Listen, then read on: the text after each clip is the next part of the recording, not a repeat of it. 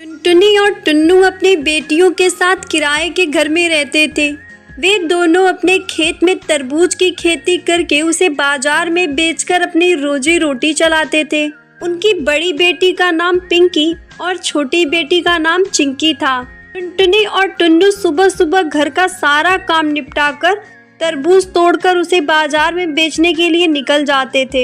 एक रोज आसमान में काले बादल थे। दोनों बाजार में तरबूज बेचने बैठे थे। सुबह से बैठे हैं जी, लेकिन बरसात का मौसम है, इसलिए कोई भी ग्राहक नहीं आ रहा। हाँ टुनटुनी, सोच रहा था इस बार बिक्री अच्छी हो जाए तो सेठ का किराया समय पर दे दूंगा। हाँ वो तो है, ना जाने हमारे सर पर अपनी छत कब नसीब होगी। वे दोनों बातें कर रहे थे, तभी आसमान में जोरों से बादल गड़गड़ाने लगे। अरे ये क्या, बहुत तेज बारिश आने वाली है, जल्दी सारा सामान समेट लीजिए। दोनों ने जल्दी से तरबूज की टोकरी उठाई और घर की ओर जाने लगे, लेकिन वो दोनों इस बात से अनजान थे कि रास्ते में काल बन बैठी मौत उनका इंतजार कर रही है। बीच रास्ते में पहुंचते ही टुन्नू का पैर तूफान में टूटे हुए बिजली के तारों पर पड़ता है और बिजली का करंट लगने से टुन्नू की मौत हो जाती है। इसी सदमे में टुनटुनी भी अपने होश खोकर वहीं पड़ी रहती है। उधर रात भर दोनों बच्चियां अपने माता पिता के इंतजार में रोती रहती हैं। सुबह टुन्नू की लाश और सदमे में जा चुकी टुनटुनी को घर लाया जाता है। जैसे तैसे उसका अंतिम संस्कार किया जाता है। टुनटुनी के आंखों में आंसू की एक बूंद नहीं थी, वो तो गुमसुम बैठी थी। दोनों बच्चियां अपने माता पिता की ऐसी हालत देखकर खूब रोई। दीदी, अब क्या हमारे बाबा कभी नहीं आएंगे और माँ कभी ठीक नहीं होगी? उनके पास खड़ी बुआ ने दोनों बच्चियों को गले लगाते हुए कहती है, चुप हो जाओ बच्चों, दोनों अब कभी नहीं लौटेंगे। चलो बच्चों, मेरे साथ मेरे घर चलो। बबली कबूतरी दोनों बच्चियों और टुनटुनी को अपने साथ घर तो ले आई, लेकिन कुछ ही दिनों में वो उनको बोझ लगने लगी। एक दिन पिंकी अपने बुआ और फूफा की बात सुन लेती है। क्या करूँ जी, अब यहाँ नहीं लाती तो लोग कहते कि बुआ के होते बच्चे सड़क पर ठोकरें खा रहे हैं। माँ तो वैसे ही ना होने के बराबर है। हाँ तो क्या उम्र भर का ठेका ले रखा है? हाँ तो अब इन्हें कहाँ भेजूं? अरे जंगल में छोड़ा या पानी खाने में कुछ मिलाकर दे दे। ये बात सुनकर चिंकी रो पड़ी। क्या हुआ दीदी, आप रो क्यों रही हो? चल बहन, अब हम यहाँ नहीं रहेंगे। चिंकी अपनी माँ और बहन को लेकर वहाँ से चली जाती है। दीदी, बहुत जोरों की भूख लगी है, अब भूख बर्दाश्त नहीं हो रही दीदी। वो देख चिंकी, सामने क्या है? नदी। चल वहाँ चलकर थोड़ा पानी पीते हैं, थोड़ी भूख शांत होगी फिर कुछ खाने को सोचेंगे। दोनों बहनें खाने के लिए कुछ न कुछ ढूंढने लगती हैं, लेकिन उन्हें कुछ भी नहीं मिलता। तभी उन्हें कालू कौवा दिखाई देता है। पिंकी कालू कौवे से पूछती है, कालू भाई, हमारा गांव यहाँ से कितनी दूर है? हम कब से चल रहे हैं, लेकिन हमारा गांव नहीं दिखाई दे रहा। अरे भाई, तुम लोग हो किस गांव की? तुम्हारे गांव का क्या नाम है और तुम तीनों इस जंगल में क्या कर रही हो? भाई, हम सुंदरपुर गांव से हैं। वो मेरी माँ है, पिता के देहांत के बाद वो सदमे में जा चुकी हैं। कालू भाई, हमें सुंदरपुर गांव का रास्ता बता दो। कालू कौवे ने उन्हें गांव का रास्ता बता दिया। वे चलते चलते अपने गांव पहुँचे, फिर अपने खेत गए जहां उनके बाबा खेती किया करते थे। वहां अभी भी तरबूज लगे हुए थे। उन्होंने कुछ तरबूज खाने के लिए तोड़ा। दीदी, अब हम कहाँ रहेंगे दीदी? तभी काले बादल आ गए और जोर से बिजली कड़कने लगी। ये देख टुनटुनी को वो रात याद आ गई और वो जोर जोर से चिल्लाने लगी। नहीं नहीं टुनटुनी के बाबा, आप हमें छोड़कर नहीं जा सकते। इतने दिनों बाद अपनी माँ की आवाज सुनकर दोनों बच्चियां बहुत खुश हुई और अपनी माँ से लिपटकर रोने लगी। बच्चों, तुम्हारे बाबा हमेशा कहते थे कि इस खेत के पास अपना तरबूज का घर बना लूंगा। और अपने परिवार के साथ उसी में रहूंगा। तभी चिंकी और पिंकी के दिमाग में आइडिया आता है और वो छिन्नी और हथौड़ी से तरबूज में छेद करके एक सुंदर सा तरबूज घर बना देती हैं और अपनी माँ के साथ खुशी खुशी रहने लगती हैं। रामपुर गांव के पास एक सुनसान जंगल है।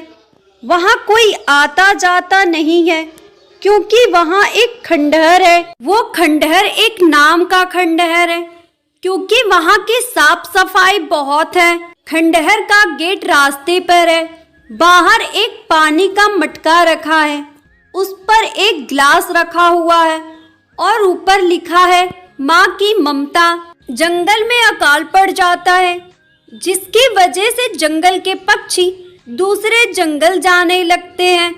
उसी में एक चिड़िया टुनटुनी अपनी 1 साल की बेटी को गोद में लिए जंगल से दूर निकल जाती है। अब तो मेरे पंखों ने भी जवाब दे दिया है। कुछ ही देर में भूरी भी अब दूध मांगेगी और मेरे पास तो दूध भी नहीं है। अब इसे मैं क्या पिलाऊंगी?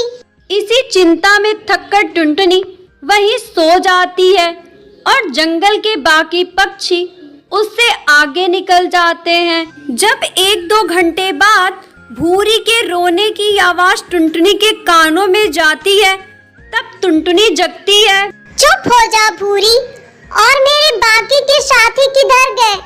अब मैं अकेले कैसे जाऊं? भूरी जोर जोर से रोती है। टुनटुनी कभी बच्चे को चुप कराती, कभी साथियों के आगे जाने की चिंता करती है, लेकिन भूरी चुप होने का नाम ही नहीं ले रही थी। टुनटुनी बार बार थैले में दूध की बोतल देखती है जो बिल्कुल खाली हो गई होती है। टुनटुनी ये देखकर पागल हो जाती है। अब मैं क्या करूं? कैसे अपने बेटी को दूध पिलाऊं? हे भगवान, मेरी मदद करो। टुनटुनी बहुत ही परेशान हो जाती है। तभी वहाँ से एक कबूतर आता है जिसका नाम बंटी होता है। वो टुनटुनी को अपना नाम बताता है। मेरा नाम बंटी है और आप परेशान न हो, मैं आपके बच्चे के लिए दूध का इंतजाम करवा दूंगा। आप बस मेरे साथ चलो। तुम अभी बहुत छोटे हो, तुम कैसे कर सकते हो?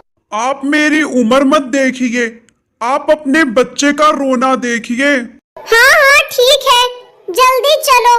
बंटी टुनटुनी को अपने साथ लेकर उसी खंडहर के पास चला जाता है जहाँ बाहर माँ की ममता लिखा होता है।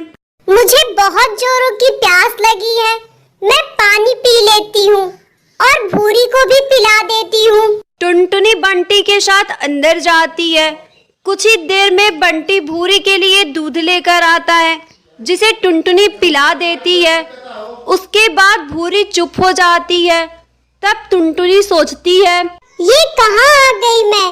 ये कौन सी जगह है? और बंटी कौन है? मुझे यहाँ कोई दिखाई क्यों नहीं दे रहा है?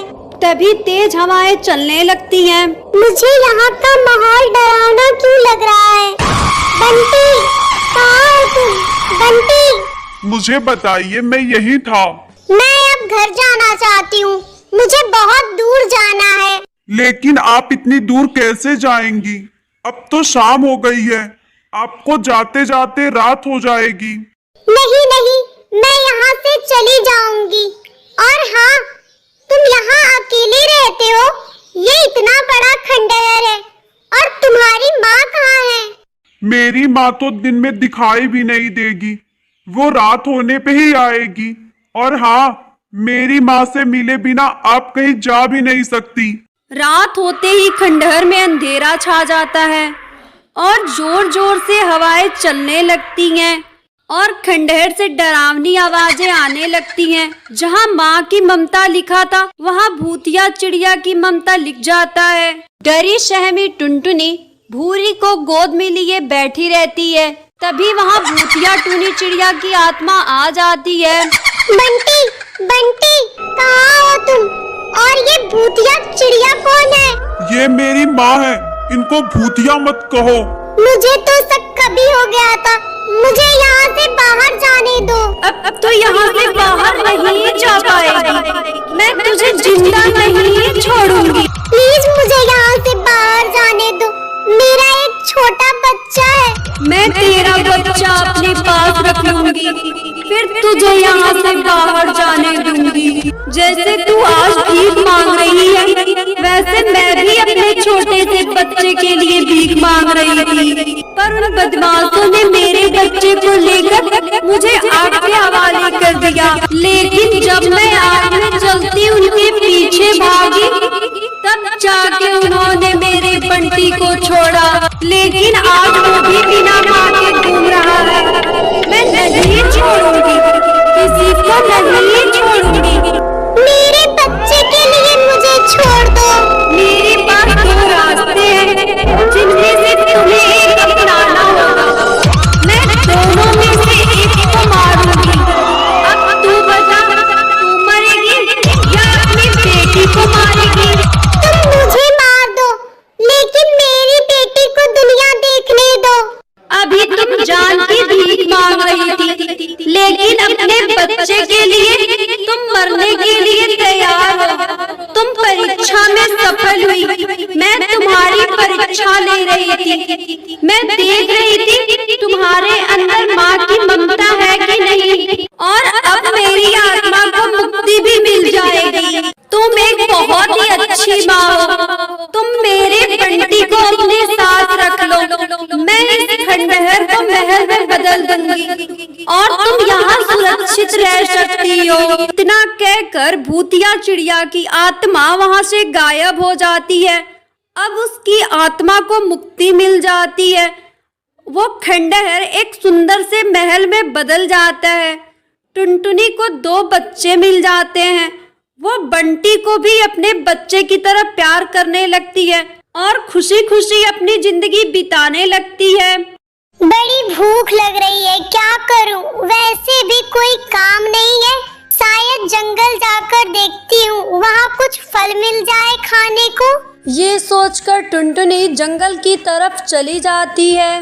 टुनटुनी बहुत ही गरीब चिड़िया थी। उसके माता पिता की मौत सड़क दुर्घटना में हो गई थी। टुनटुनी के माता पिता सेठ कालू कौवे के घर पे मजदूरी का काम किया करते थे, इसलिए कालू कौवे ने पूरे गांव के सामने अच्छा बनने के लिए टुनटुनी को अपने घर में रख लिया। लेकिन सच ये था कि टुनटुनी के रूप में कालू कौवे और उसकी पत्नी को मुफ्त का नौकर मिल गया था। कालू कौवे की पत्नी सुंदरी कौवी टुनटुनी से दिन भर घर का काम करवाती और 2 वक्त खाने के नाम पर उसे घर का बचा खुचा खाना दे दिया करती थी। कभी कभी तो थालियों की जूठन भी पकड़ा दिया करती थी। लेकिन इस समस्या का एक हल था टुनटुनी के पास। उसे जब भी भूख लगती वो घने जंगलों में पहुंच जाती थी और वहां पर खाने के लिए कुछ न कुछ मिल जाता था। उस दिन भी ऐसा ही हुआ। अरे वाह, ये आम कितने मीठे हैं। ऐसा करती हूँ, 1-2 आम तोड़ लेती हूँ और शाम को इसे खा लूंगी। ऐसा कहकर टुनटुनी कुछ और आम तोड़ लेती है और उन्हें खाते हुए कालू कौवे के घर की तरफ चल देती है। वो आम खाते हुए ही जा रही थी, तभी अच्छा, तो तू यहाँ बैठकर आम खा रही है, कामचोर कहीं की। ये आम कहाँ से आया रे? मालकिन, वो ये आम हमारे बगीचे से चुरा कर लाई है ना। रुक जा, आज तो तेरी खैर नहीं। सुंदरी कौवी ने टुनटुनी को पूरी बात कहने ही नहीं दी और उसे लेकर कालू कौवे के पास गई। देखो जी, मिल गई हमारे आमों का चोर। ये घर का काम छोड़ के हमारे बाग से आम चुरा के खा रही थी। नहीं मालिक, मैं ये आम नहीं चुराई हूँ, मैं तो जंगल से लाई हूँ। चुप हो जा नमक हराम कहीं की।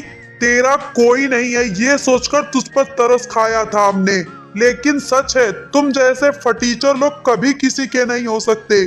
चल जल्दी से हमारे घर से निकल जा, मैं तुझे एक पल भी बर्दाश्त नहीं कर सकता। उसके बाद टुनटुनी चिड़िया घोंसले से बाहर चली जाती है। अरे ये क्या कर दिया आपने? उसे घर से क्यों निकाल दिया? मैं तो आपके पास उसे 2-4 थप्पड़ लगवाने आई थी और आपने उसे घर से निकाल दिया। अब घर का काम कौन करेगा? इतना सारा काम पड़ा है। अरे कमाल कर रही हो सुंदरी, मुझे पहले बताना चाहिए ना कि क्या करना है क्या नहीं। अभी तो घर से बाहर निकाल दिया है, तो अभी बुला नहीं सकते। और ससुरी वैसे भी अनाथ है, 1-2 दिन में खुद पे खुद वापिस आ जाएगी, जब पेट में भूख की आग लगेगी। सुंदरी कौवी कालू कौवे से बहुत ही ज्यादा गुस्सा हो जाती है और मुंह फुलाकर बैठ जाती है। सुंदरी कौवी और कालू कौवे को यही लगता था कि टुनटुनी 1-2 दिन में वापिस आ जाएगी, लेकिन टुनटुनी के साथ जो होने वाला था वो कोई सपने में भी नहीं सोच सकता। माँ पापा, आप मुझे छोड़कर क्यों चले गए? अब मैं कहाँ जाऊँ? मेरा तो कोई घर भी नहीं है। टुनटुनी चिड़िया जोर जोर से रोए जा रही थी। उसे कुछ नहीं सूझ रहा था कि वो क्या करे। तभी टुनटुनी चिड़िया की नज़र नीचे पड़ती है। वो देखती है कि बहुत सारी चिड़ियाएँ रसीले आम का मज़ा ले रही हैं। तभी उसके दिमाग में एक आइडिया आता है। वो वहाँ से उड़ती है और उड़ते उड़ते जंगल में पहुँच जाती है, उसी आम के पेड़ के पास जहाँ से उसने आम तोड़कर खाया था। तभी आम भाई, एक तुम ही हो जिन्होंने बिना मुझे मारे और बिना अपना काम कराए फल को खाने को दिया है। क्या आप मुझसे दोस्ती करोगे? टुनटुनी के ऐसा कहते ही आम की डालियां जोर जोर से हिलने लगती हैं और वहां एक तेज हवा का झोंका आता है, जिससे आम के नीचे की सारी पत्तियां हट जाती हैं। ऐसा लगता है मानो पेड़ ने टुनटुनी को बैठने के लिए जगह दी हो, जिसे देखकर टुनटुनी बहुत ही खुश होती है। धन्यवाद आम भाई। ये कहकर टुनटुनी उस आम के पेड़ के पास जाकर बैठ जाती है और घर के बारे में सोचने लगती है। तभी वो पेड़ जोर जोर से हिलने लगता है, मानो जैसे कोई भूकंप आया हो, और उसकी पत्तियां एक साथ होकर जुड़ जाती हैं। कुछ ही देर बाद वो पत्तियां जुड़कर एक सुंदर सा पक्का घर बना देती हैं, जिसे देखकर टुनटुनी चिड़िया बहुत ही खुश होती है और अपने आगे की जिंदगी खुशी खुशी बिताने लगती है।